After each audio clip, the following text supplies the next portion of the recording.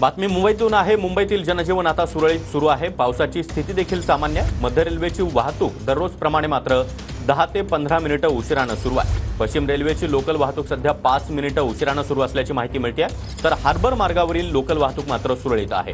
पालिका क्षेत्रातील सर्व शाळा आणि महाविद्यालय आज सुरू राहणार आहे। या संदर्भात अधिक माहिती देण्यासाठी विशाल पाटील आपल्यासोबत आहेत। विशाल, सध्या मुंबईची स्थिती सर्वसामान्य आहे, लोकलवर काहीचा परिणाम आहे, शाळा महाविद्यालय देखील सुरू असतील?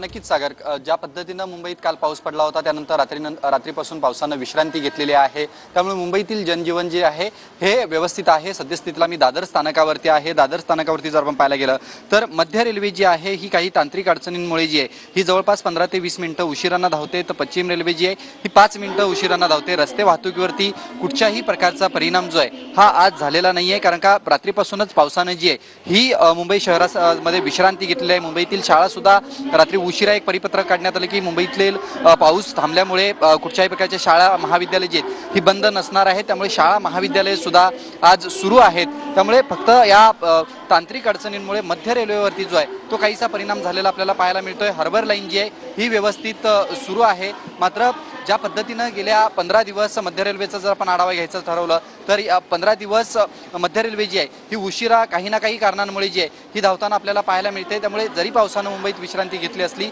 तरी मध्य रेल्वे जी आहे ही जवळपास 15 ते 20 मिनिटं उशिरा धावते, तर पश्चिम रेल्वे 5 मिनिटं उशिरानं धावते। सागर, नक्कीच विशाल, धन्यवाद तुम्ही दिलेल्या या माहितीसाठी।